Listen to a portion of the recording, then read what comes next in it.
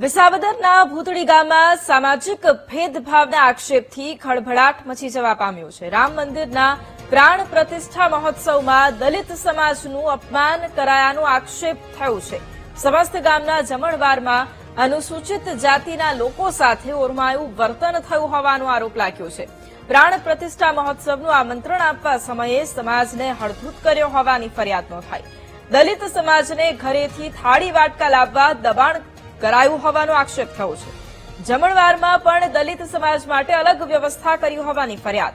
દલિત સમાજે ભેદભાવ મુદ્દે 5 લોકો સામે ફરિયાદ નોંધાવી છે। SC/ST સેલના ડીવાયએસપીને તપાસ પણ આ મુદ્દે સોંપવામાં આવી છે।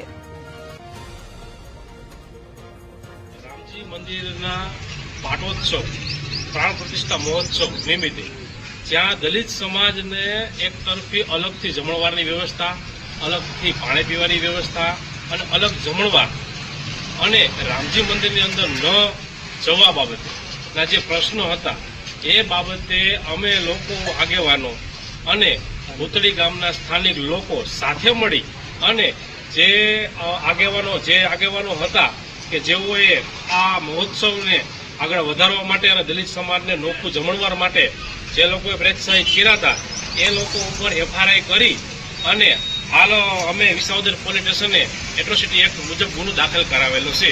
જે રામજી મંદિરના પ્રાણ પ્રતિષ્ઠાના ઉત્સવમાં જે અનુસૂચિત જાતિને અલગ બેસવાની વ્યવસ્થા, જમણવાર અને પાણીની અલગ વ્યવસ્થા લોકોએ જે કરી હતી, જે આયોજકોએ તેના અનુસંધાને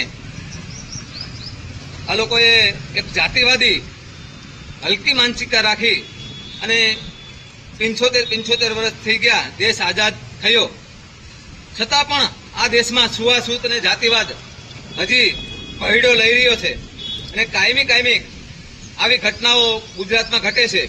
ક્યારેક દલિત સમાજના આગેવાનોને મર્ડર કરી નાખવામાં આવે છે।